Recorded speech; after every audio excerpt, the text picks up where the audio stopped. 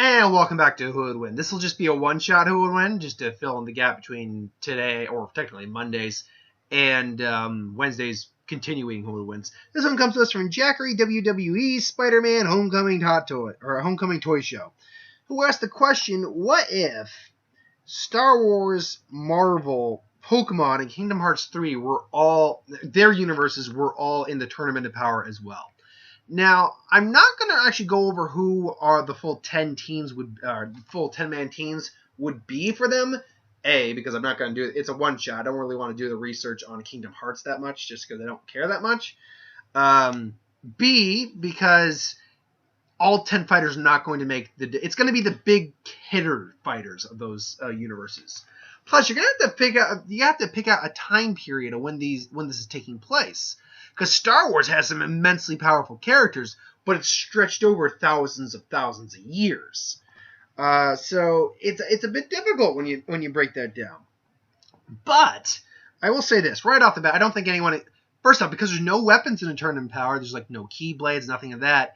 While I'm sure some of the individuals in Kingdom Hearts are powerful, I don't think any of them are strong enough to go toe to toe with some of the planet-busting universe busters of universe power level characters, universal characters of Dragon Ball universe. So there's that. Star Wars, I'm going to tell you right now, Star Wars would also just lose the fight, because let's look at the periods of time. Your best bet is probably during the Clone Wars period, just because that's when the largest amount of powerful Force users, and let's be honest, we'd be using Force users in this, would be around. So you would probably have Yoda. You would probably have Mace Windu. You would have Sidious. I would say Maul would be a great choice, but Maul's actually still around, actually. So yeah, you could have Maul. You could have Dooku, Obi-Wan, Anakin.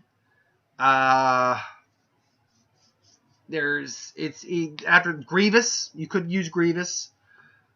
Problem is that, first off, Grievous would be taken out pretty quick. Grievous would actually be the weakest link of them. He could take out maybe a couple, but without any lightsabers, because those are weapons, you can't have them, you're going to have to rely on your physical and force abilities in their regard. And, I mean, Obi-Wan probably would actually be a close one to go out second, because despite it all, his force abilities were more simplistic and rudimentary. Windu is powerful. We've actually seen what Windu is capable of. Problem is, when most of the Jedi, the only ones who are really going to bring out any sort of challenge to anyone is going to be Yoda and Sidious, I'm going to be honest. Because everyone else, their force abilities might be powerful, but quite frankly, none of them can move at light speed or just disappear and reappear like that. None of them can punch with the force to destroy a mountain with ease. None of them can shoot an energy blast that could destroy a planet from their hands, in base form, mind you. So yeah, Yoda could maybe throw a couple people out, same with Sidious, but ultimately they would just be quickly taken out. So Star Wars would get axed off there as well. Pokemon and Marvel. Now, honestly, Marvel, I could honestly do a completely different what if with Marvel being in there. And I probably will at some point, but this will be the abridged version of it. Pokemon, right? You'll probably just use the legendaries, obviously. Mewtwo is going to be a clear one on that. Arceus would probably be a clear one on that. Dialga, Palkia, if you could access them, because they all technically live in their own different dimensions, along with Giratina. Trying to think of a couple other really strong. Darkrai would be a probably solid one. Necrozma. If you saw Lockstock's video of the legendaries duking out, Necrozma would probably be a good option. I mean, Giratina, if you could get Giratina out. Because all the legendaries are pretty powerful. But, I mean, it's all a matter of perspective on that. Rayquaza is a powerful. Deoxys. The Mewtwo would definitely cause an issue for some of them. Definitely. Even some of the Z fighters, Team 7, would have some issues. But the problem is, in Arceus, technically speaking, is the god of all Pokemon. And Necrozma would actually be a really difficult one in terms of energy blast, because Necrozma can absorb light. So any like Kamehamehas or anything like that, Necrozma would absorb and get stronger from that. However, the problem here is like the big three, I think, would honestly be because I do think like the time shenanigans, like, hey, could actually probably avoid the time shenanigans given his time skip, and he'd probably take one to take on Dialga. They try to take out Palkia, no problem. Mewtwo, and Deoxys to some extent due to its regenerative capabilities. Mewtwo, Arceus, and Necrozma would be the big three that we'd have to deal with. And I'll actually say this, I think Arceus would be the one that goes out first. And the reason for that is there would actually be on a level that I think Jiren would actually have to pay attention to them. Particularly Necrozma. Necrozma and Mewtwo are the two big ones. Necrozma even more so because Necrozma can absorb energy. So Jiren sees this. Unfortunately, Necrozma, as far as we know, isn't a universal being. I mean, it absorbed all the light from the universe, but it's not a universal, universe. But it's not a universal being. It doesn't have universal durability by any stretch of the means, because you can still beat it up and catch it in a Pokeball. So, technically speaking, you could catch it in a Pokeball, or at least an Ultra Ball. So, Jiren would actually be the one that probably takes out Necrozma, just boom, smashes him, done. And Mewtwo would actually be Mewtwo might try to invade the mines, but I think because so many of our Z Fighters have mental discipline, they would be able to at least stave off Mewtwo enough that they would be able to just blitz him. Because Mewtwo, as fast as he is not light speed. All these guys are at least light speed. Even Krillin is at least light speed. Or maybe not quite light speed, or just like our sub-light speed. If you can disappear and reappear like that, you're close to light speed. Roshi even, actually Roshi's another example of someone who would actually pose a legitimate problem for those three due to the fact that he has the Mafuba. That's what Roshi was there specifically for individuals who had tricky abilities that would be difficult for the other Z Fighters to beat in a straight up battle. So Roshi could just he could seal Arceus away. He could seal God away. So Mafuba, actually, theoretically.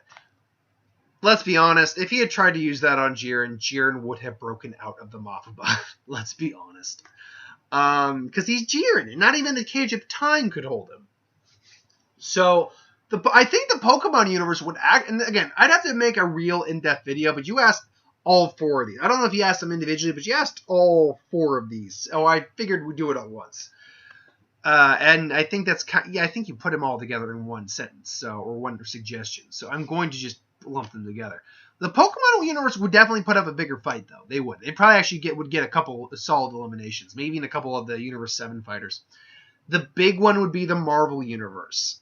Now, in terms of who they get for the Marvel Universe, it's tricky because you can't kill anyone in the Tournament of Power, in the Tournament of Survival, Universal Survival arc.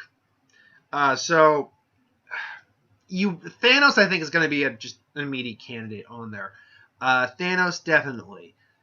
In terms of fighting without killing, so you can't really use Logan. You can't really use Wolverine, despite how good a fighter Wolverine is and how strong he would be considered.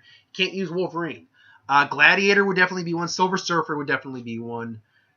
If you can get him at full power, Galactus would be a solid option. I mean, he's huge, but I think he can adjust his size. So honestly, yeah, Galactus is a solid option. I'm trying to think. You couldn't get any of the real universal concept because then the universe kind of starts to get not corrupt, but kind of crumble in on itself. Doctor Strange would be a good option. He's both a martial arts and an master of the mystic arts. After that, it's a bit tricky. Like, there's a lot of powerful individuals on Earth.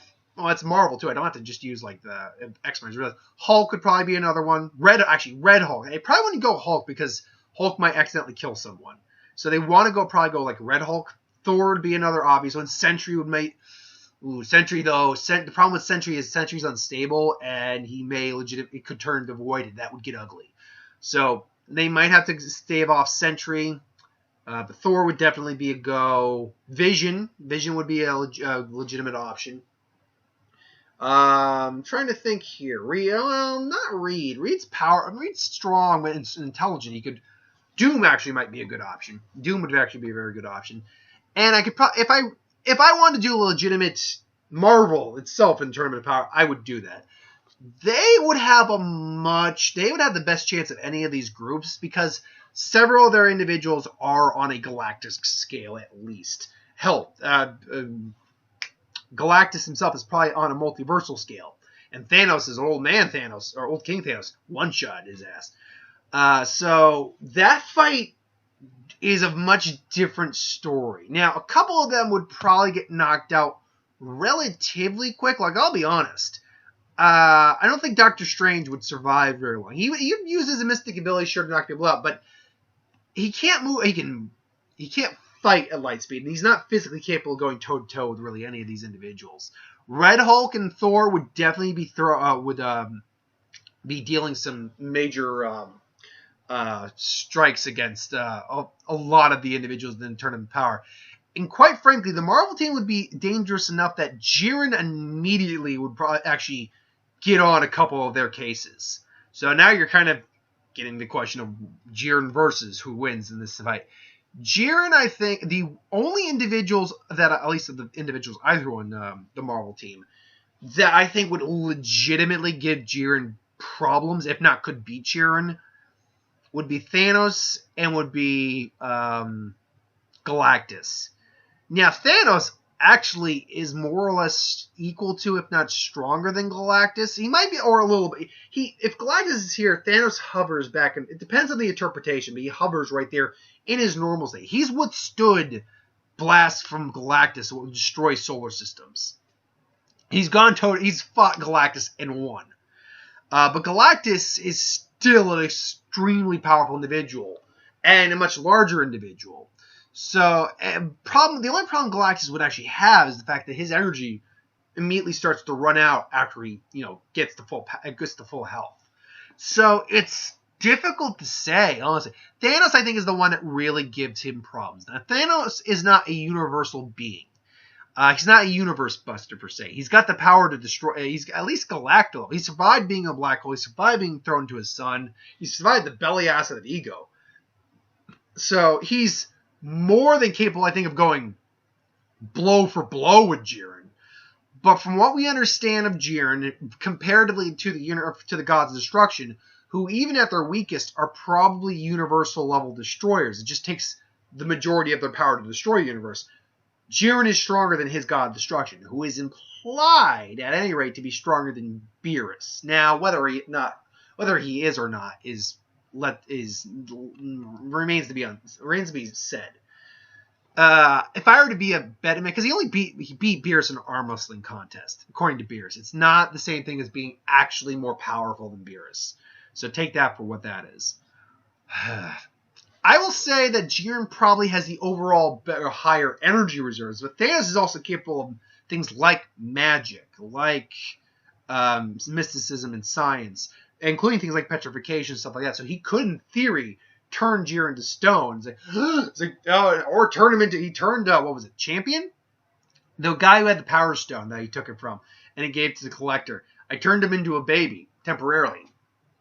In theory, could that work? If time can't hold Jiren, could a spell temporarily turn him into a kid? And I bet you, he just does that and turns Jiren into a kid. Adorable. Unfortunately, Brett, I have no time for this. Unfortunately, just because he turns Jiren into a kid or baby, doesn't mean Jiren doesn't have all his power. So maybe he throws Jiren and Jiren just comes in and I just slams him as a baby and then turns back into adult Jiren.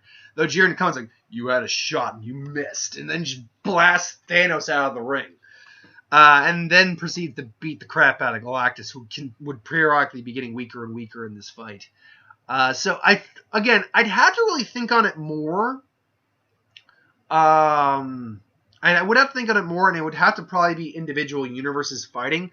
I still think it goes about the same. In fact, if anything, this gives the Universe 7 fighters a better shot, because if there's a couple fighters that Jiren himself actually has to deal with that are strong enough to possibly hurt him or weaken him, that weakens him and cues him up to have the Z fighters have an easier time with him, i.e. Goku, Frieza, and Vegeta specifically, and 17, which means they will ultimately win the fight a little bit easier.